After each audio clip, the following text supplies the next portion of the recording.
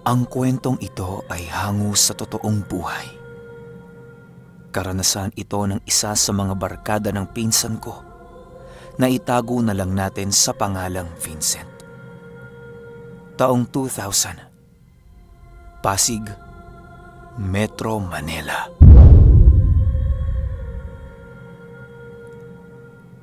Itong mga panahong ito, kasalukuyang isang doktor sa pangpublikong ospital, itong si Vincent.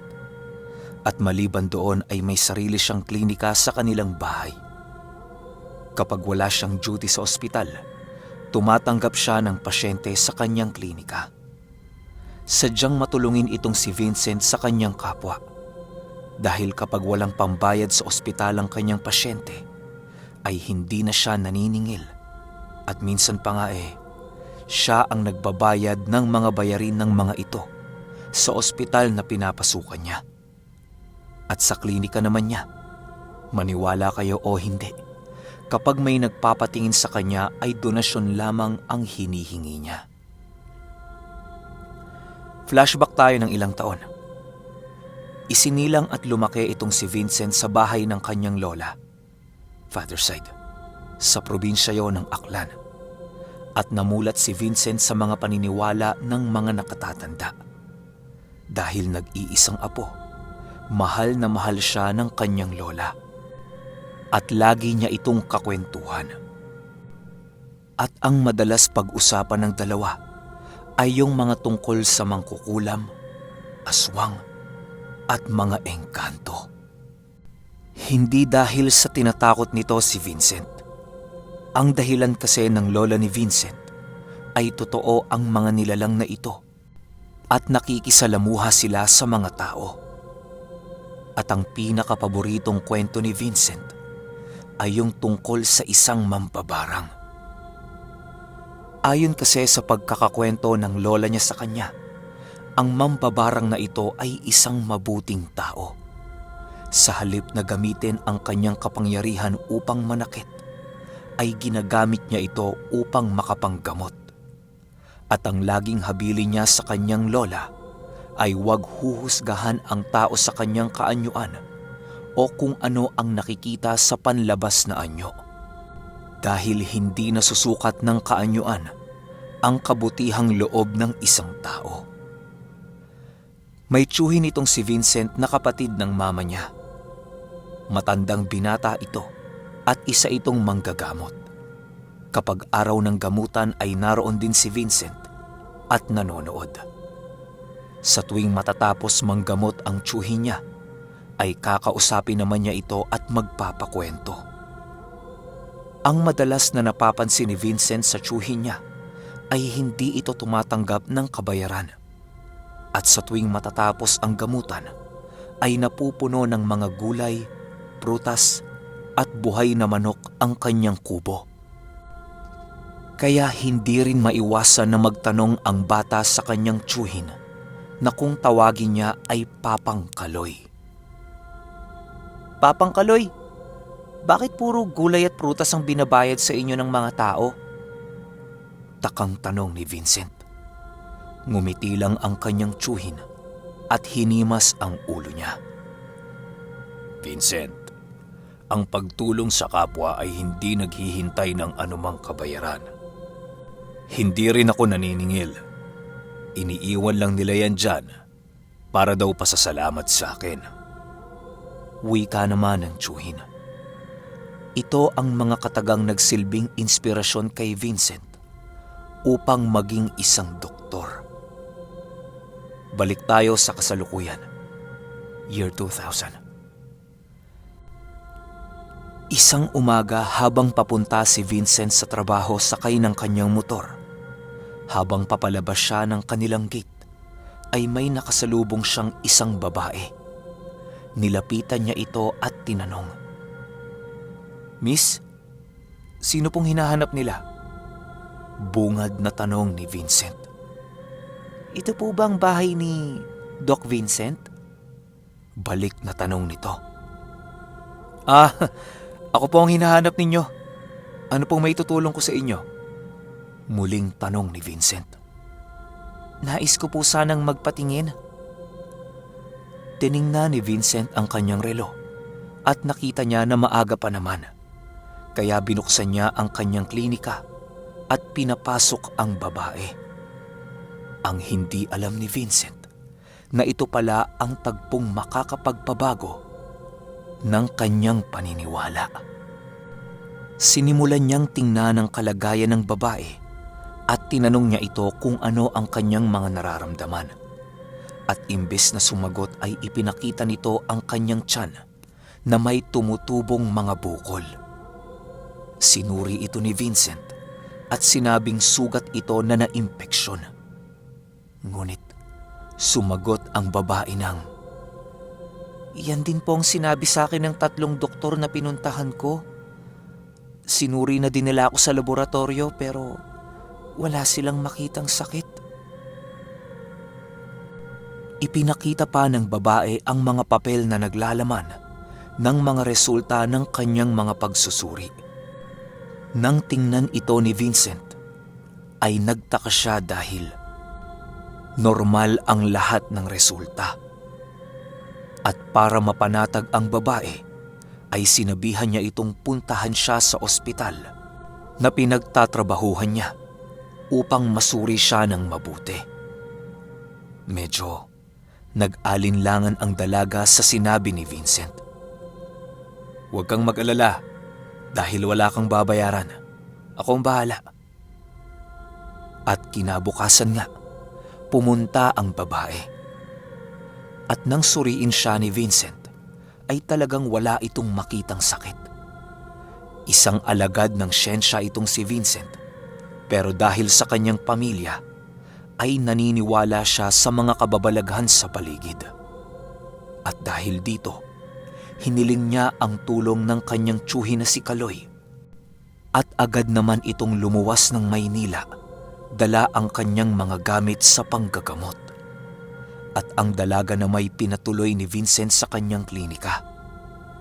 Pagkakita pa lang ng tiyuhin ni Vincent sa dalaga, ay agad na nitong natukoy ang karamdaman ng babae. "Nako, nabarang ang pasyente mo, Vincent." Agad na wika ni Kaloy. "Sigurado ba kayo, Papang Kaloy? Kasi ilang beses na namin siyang sinuri. Walang lumalabas na sakit.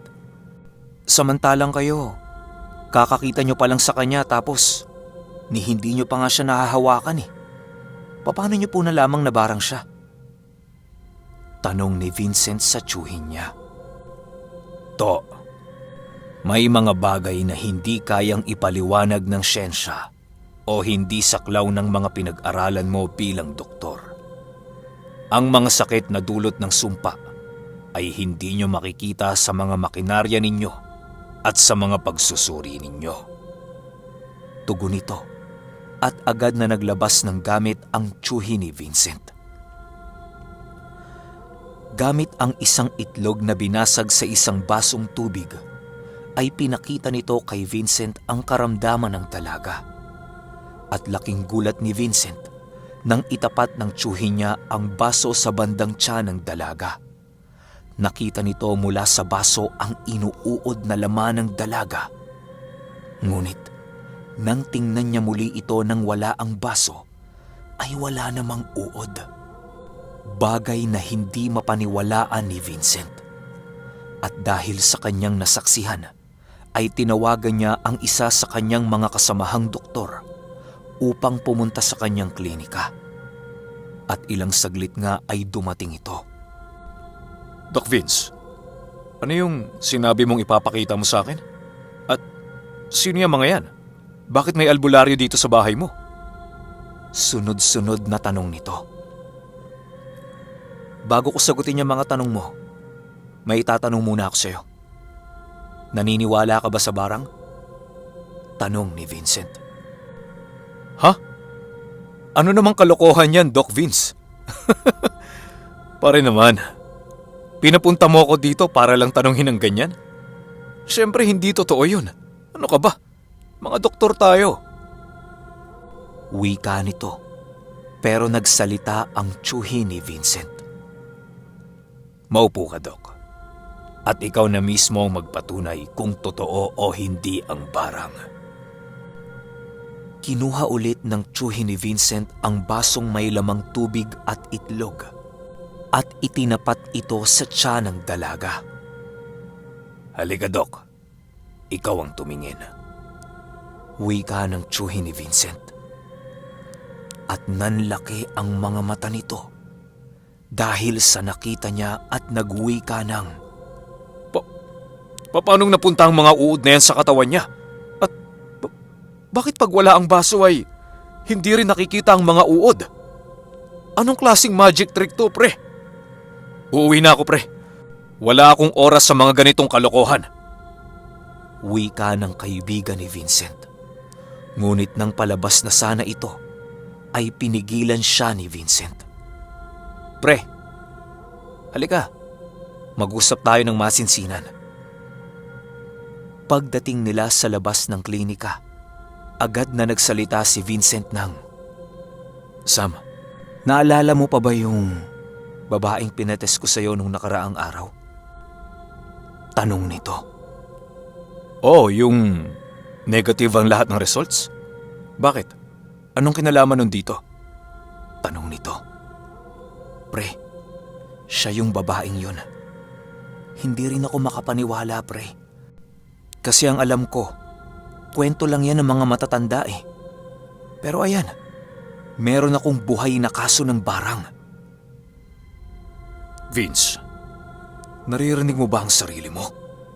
Putya pare, doktor tayo. At lahat ng dapat nating sabihin ay may mga basihan at may paliwanag.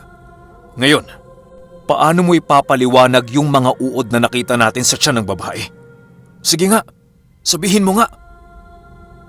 Tanong ni Sam at sandaling natigilan si Vincent bago sumagot. Maging ako, pre. Hindi ko din mapaniwalaan yung mga nakikita ko eh.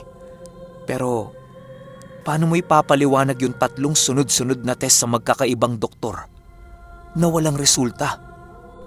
Pero ayan oh, tingnan mo yung ebidensya. Nabubulok na ang laman ng babaeng yon. Paanong walang findings, Doc Sam? Wika ni Vincent. At natigilan sa pag-uusap ang dalawa dahil biglang sumigaw ang babae. Nagkatinginan sila at sabay na pumasok sa loob ng klinika. At tumambad sa kanila ang babaeng namimilipit sa sakit na pinipigilan ng tiyuhin ni Vincent. Pang! Ano nangyari? Tanong ni Vincent. Nang dinasalan ko na siya, ay bigla na lamang siyang namilipit sa sakit. To, masyadong malakas ang paraan ng pambabarang sa kanya. Iwi-iwi ang ginamit para barangin siya. Wika ng tiyuhin ni Vincent. Para sa mga hindi nakakaalam, ang iwi-iwi ay isang uri ng insekto na hawig sa alakdan o scorpion. Mas maliit lang ito at kulay itim. Makamandag din ang iwi-iwi na kapag kinagat ka, ay tsak na 1 minuto ay magkukumbulsyon ka. Bagaman mataas na lagnat at kumbulsyon lamang ang dulot nito, sa ibang kaso ay maraming namamatay sa kagat ng insektong ito. Laking gulat ng 2 doktor nang sabihin ng tiyuhin ni Vincent ang mga yon. Dahil sa kanilang pinag-aralan, hindi nila matanggap na nangyayari ito. At sa mismong harapan pa nila. Paanong ginamit ang iwi-iwi? Paano ito nailagay sa katawan ng biktima? Takang tanong ng kaibigan ni Vincent. May isang ritual ang mga mambabarang na kung tawagin ay pamaham. Gumagamit ng dasal ang mambabarang upang pasunurin ang isang uri ng insekto at papasukin ito sa loob ng katawan ng isang tao. Pagpapaliwanag ng tiyuhin ni Vincent. Pero, imposible pa rin eh. Wika ni Sam. Hindi pa din kasi siya kumbinsido sa mga sinasabi ng tiyuhin ni Vincent. Doc, hindi kita pipiliting maniwala. Pero nasa iyo na kung ano ang iisipin mo. Pero ipapayo kong Manood ka hanggang matapos ang gamutang ito. Muling wika ng tiyuhin ni Vincent. At agad na itong nagsagawa ng ritual para sa panggagamot. Pinausukan niya ang kanyang pasyente at nag-usal ng kung anong dasal sa isang baso ng tubig at ipinainom dito. Maya-maya ay nawalan ng malay ang dalaga at saksing buhay ang dalawang doktor nang may kung anong insekto ang lumabas mula sa bunganga nito. Heto na ang pruwebang sinasabi ko sa inyo. Ayan, tingnan ninyo. Wika ng tiyuhin ni Vincent habang pinapakita ang isang malaalakdang insekto na nakasilid sa isang maliit na garapon. At ang dalawang doktor ay tila mga batang namamangha sa mga nakikita nila dahil unang beses talaga nilang makakita ng ganoong klasing insekto sa buong buhay nila. At napansin ni Vincent na may sinulid na nakatali sa pinakapunot nito. Pang, ano po yung nakatali sa paa ng insekto? Takang tanong nito. Ito ba? Yan ang gagamitin natin para mahuli yung mambabarang. Tugon ng tiyuhin ni Vincent. At hiniling nito kay Vincent na maupo sa tabi ng dalaga at hawakan ang garapon na may lamang iwi-iwi. Vincent, anak, magtiwala ka sa akin ha? Sa'yo ko pasasanibin ang kaluluwa ng mambabarang. Hindi ko kasi pwedeng gamitin ang katawan ng dalaga gawa ng sobrang hina na nito. Wika ng tiyuhin niya sa kanya. Bagaman may takot, ay nagtiwala lamang siya sa kanyang tiyuhin at sinimulan na ng tiyuhin niya ang ritual para hulihin ang mambabarang. At ilang segundo ang nakalipas, nawalan ng malay si Vincent. Maya-maya pa ay nagising din ito. Huwag mo nang subukan pang manlaban dahil hawak ko na ang kaluluwa mo. Hindi ka na makakawala dyan. Sarado na ang lahat ng lagusan na pwede mong takasan. Kaya, kung ako sa'yo, magsalita ka na lamang. Wika ng tiyuhin ni Vincent. At ang kaibigan naman itong si Sam ay nagtataka sa mga sinasabi ng tiyuhin ni Vincent. Kaya agad niya itong tinanong. Manong, sino po bang kausap ninyo? Takang tanong nito na animoy kinukutsa pa ang tiyuhin ni Vincent. Ang mambabarang. Nasa loob na siya ng katawan ni Vincent. Wika nito at agad namang humagalpak ng tawa itong kaibigan ni Vincent. Ngunit natigilan siya sa kanyang pagtawa nang magsalita ang kaluluwa na nasa katawan ni Vincent. Pakawalan mo ako dito! Manggagamot, ipakita mo sa akin yung itsura mo! Wika ng nilalang na nasa katawan ni Vincent na agad namang ikinagulat ni Sam dahil sa iba ang boses ng nagsasalita. Boses yon ng matandang babae. Vince pare, ano nangyayari? Pre, ikaw ba yan? Ano ba to? Joke? Tanong ni Sam. Bumalik ka sa upuan mo kung ayaw mong mapahamak! Galit na tugon ng tiyuhin ni Vincent. At nagsimula itong magtanong sa kung sinong nakasapi sa kanyang pamangkin. Bakit mo pinapahirapan ang dalagang ito? Ano ang kasalanan nito sa'yo? Tanong nito. Sa palagay mo ba, sasagutin ko ang mga katanungan mo? Wala ka sa lugar para magtanong, manggagamot. At hindi ikaw ang magpapasuko sa isang tulad ko!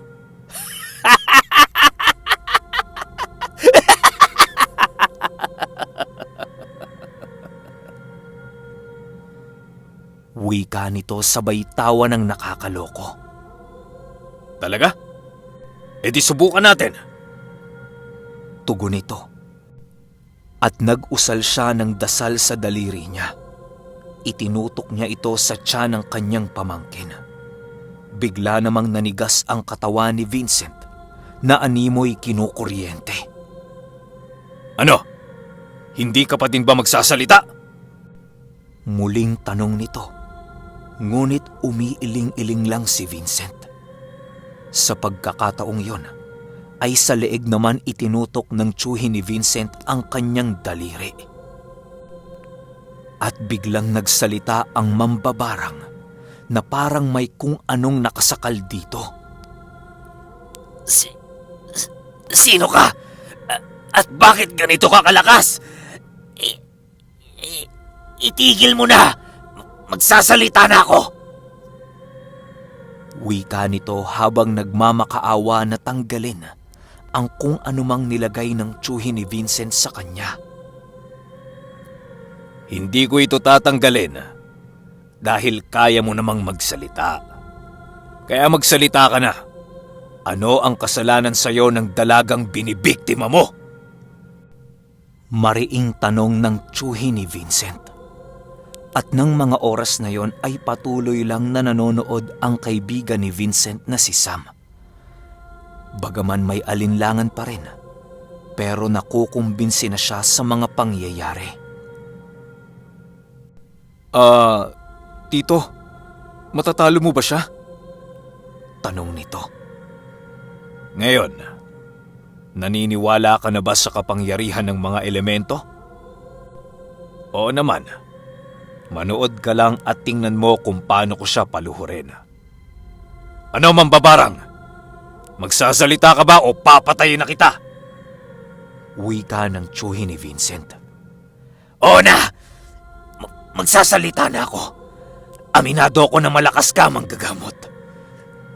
Binayaran lang ako. Inutusan lamang ako na gawin ito sa kanya. Pero wala akong balak na patayin ang dalaga. Malaki ang pagkakasala niya sa kanyang kasintahan, kung kaya binayaran ako ng lalaki para gantihan siya. Pagsasalaysay nito. Dagdag pa nito na nais lang daw ng lalaki na iparamdam sa kanya ang sakit na dinulot niya dito dahil sa ginawa niyang panloloko. Sa palagay mo ba maganda ang naidulot ng ginawa mo? May mga tao kang nasaktan at hindi ko ito papayagan. Pakawalan mo sa sumpa mo ang dalaga at saka ako magdidesisyon kung pakakawalan kita. At agad namang umakto si Vincent na parang may hinahatak sa katawan ng dalaga sa tabi niya. At matapos niyang gawin ito, ay nagwika ito ng, Natanggal ko na sa katawan niya ang sumpa. Ngayon, pakawalan mo na ako. Pangako, hindi na ako manggagambala. Kaya pakawalan mo na ako. Wika ng nasa katawan ni Vincent. Talagang hindi ka na ulit makakapanggambala. Dahil hindi na kita palalampasin. Wika ng tiyuhin ni Vincent at agad na ginilit ang leeg ng mambabarang sa katawan nito. At pagkatapos na gawin ito ng tiyuhin ni Vincent, ay inihipan niya ng dasalang pamangkin at ang dalaga at muling nagkamalay ang dalawa. Ligtas ka na, iha. Ang mga sugat mo ay unti-unti nang gagaling sa paglipas ng mga araw. At bibigyan din kita ng mga pangontra para hindi ka nabalikan ng mga may gawa sa iyo nito. Wika ng tiyuhin ni Vincent sa dalaga. At habang nag-uusap sila ay biglang lumapit si Sam. Tito, pasensya na po kung hindi ako naniwala kaagad ha. Ang totoo po hindi po kasi ako namulat sa mga ganitong pangyayari.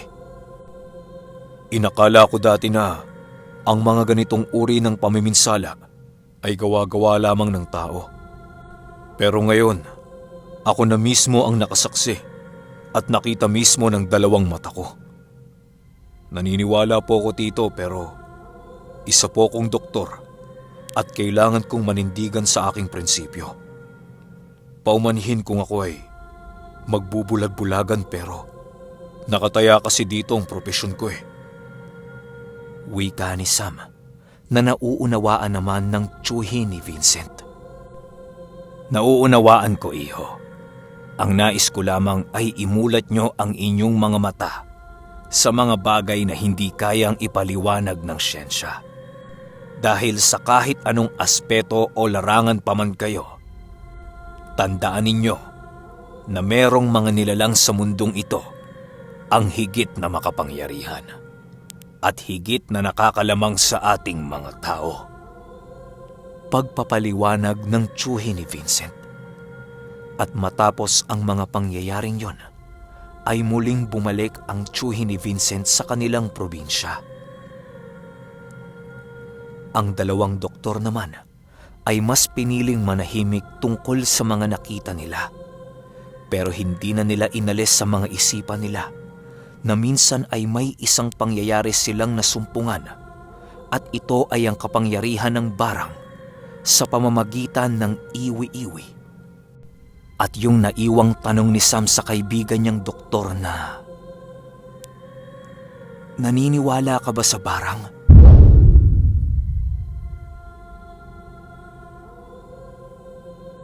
Okay, shoutout muna tayo sa mga random subscribers natin na nag-comment sa pinned comment ko na sina Annabella, Mary Jane Gerao, Jasmine Arzaga, Aya Flores, Mark Padonya, Mariam Shair, at kay J. Marcalas. Yan, maraming salamat sa inyo. Ang masasabi ko lang sa kwento, marami na akong nakwento o narinig na kwento tungkol sa ganito, yung science versus beliefs. Parang tama ba ako? Or science versus paano ba? Faith healers? Parang ganun eh, no? Kasi doktor yan tsaka antingero o manggagamot eh. Well, wala namang masama sa pagitan ng dalawa kapag nagdedebate sila, no? Ang sa akin lang, respect each others. Yun lang talaga yung pinaka-importante doon. Ang pinipinpoint ng kwento na to, yung erespeto yung paniniwala ng bawat isa. Okay lang na hindi maniwala yung mga doktor sa nakikita ng mga albularyo. At okay lang din kung lumapit kayo sa albularyo kung wala na talagang masabi yung mga doktor sa sakit ninyo. Nasa sa inyo yan, nasa pasyente yan. Yun ang number 1 na palagi kong sinasabi. Na kapag hindi na kaya ng 3 o 5 doktor, ibang usapan na yan. Magpa-check na kayo sa albularyo o kung may kakilala kayong ermitanyo. Option na lang naman yun. Pero kung gusto nyo pa rin malaman kung ano yung sakit ninyo, mag-10 doktor kayo, iba't ibang doktor. Pag wala pa talagang nasabi, yun na talaga yung ibang usapan. Pero kayo, kung may opinion kayo sa kwentong ito, i-comment nyo lang sa baba. Yun lang. Hanggang sa susunod na kwento. Salamat.